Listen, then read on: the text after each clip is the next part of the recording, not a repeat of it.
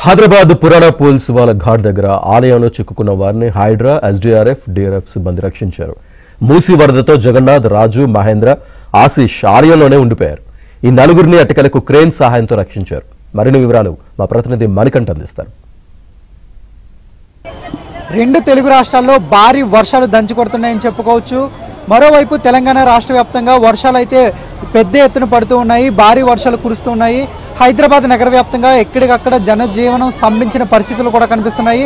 మరోవైపు హైదరాబాద్ నగర వ్యాప్తంగా మూసీ నది పరివాహక ప్రాంతంలో వరద ఉధృతి చాలా ఎక్కువగా పెరిగింది.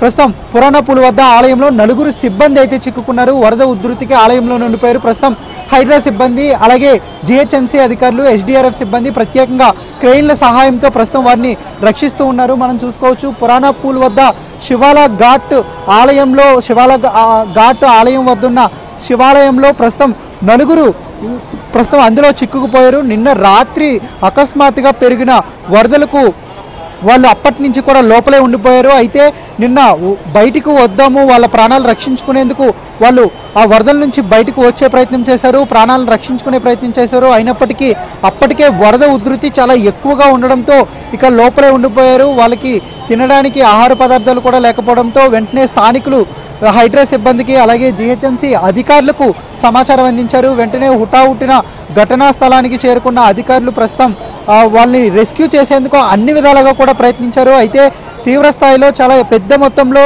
భారీ మోతాదులో ఈ వరద ప్రవాహం ఉండడంతో రెస్క్యూ ఆపరేషన్కి చాలా ఇబ్బంది ఎదురైంది.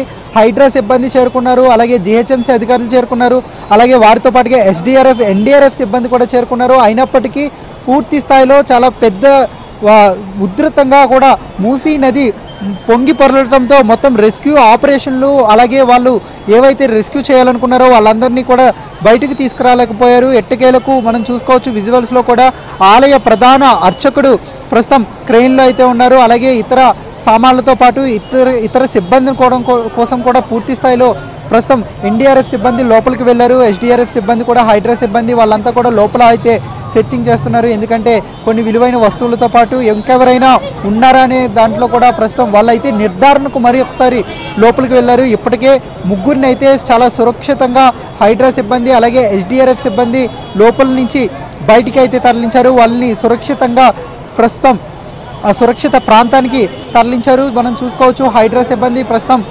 పూర్తిగా కూడా ఆలయంలో ఇంకెవరైనా ఉన్నారా అనే దాని మీద వాళ్ళ ఒక క్లారిటీ కోసం అలా లోపలికి వెళ్ళిన పరిస్థితి కూడా కనబడుతుంది. వాళ్ళు అన్ని విధాలు కూడా వాళ్ళు మరొకసారి కన్ఫర్మ్ చేసుకునేప్పుడు తిరిగి ఇప్పుడు ఆ ఎస్డీఆర్ఎఫ్ సిబ్బంది ప్రస్తుతం ఆయన్ను బయటికి తీసేందుకు అన్ని ఏర్పాట్లు కూడా చేస్తున్నారు.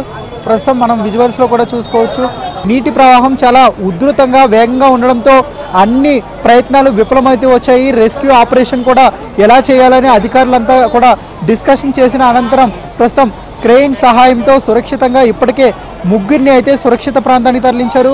మరొక వ్యక్తిని, ప్రధానంగా ఆలయ అర్చకుడిని ప్రస్తుతం చాలా సురక్షితంగా క్రెయిన్ సహాయంతో ప్రస్తుతం సురక్షిత ప్రాంతానికి తీసుకువెళ్తూ ఉన్నారు. మరోవైపు ఈ ఆలయంలో చిక్కుకున్న నలుగురు వ్యక్తుల్లో ఒక వ్యక్తి సుమారుగా 80 సంవత్సరాలు ఉన్న వ్యక్తిగా తెలుస్తుంది. ప్రస్తుతం ఆయనకి వైద్య చికిత్స అందిస్తున్నట్లుగా కూడా తెలుస్తుంది. ఎందుకంటే నిన్నటి నుంచి తినడానికి సరైన ఆహారం లేకపోవడం, అలాగే తీవ్ర భయోందోళనకి కూడా గురైనట్లుగా అధికారులు అయితే గుర్తించారు. ప్రస్తుతం అతనికి వైద్య చికిత్స అయితే అందిస్తూ ఉన్నారు. చూసుకోవచ్చు మనం చాలా సురక్షితంగా క్రెయిన్ సహాయంతో నిన్నటి నుంచి బిక్కుమంటూ గడిపిన ఆ నలుగురు వ్యక్తుల్ని చాలా సురక్షిత పద్ధతిలో హైడ్రా సిబ్బంది కావచ్చు, అలాగే ఎస్డీఆర్ఎఫ్ సిబ్బంది కావచ్చు, ఇతర లా అండ్ ఆర్డర్ పోలీసులు చాలా చాకచక్యంగా వాళ్ళని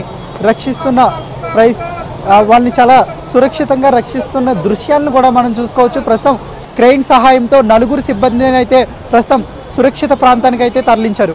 వీడియో జర్నలిస్ట్ కేశవదాస్తో మణికంఠ, ఏబిఎన్ ఆంధ్రజ్యోతి, హైదరాబాద్.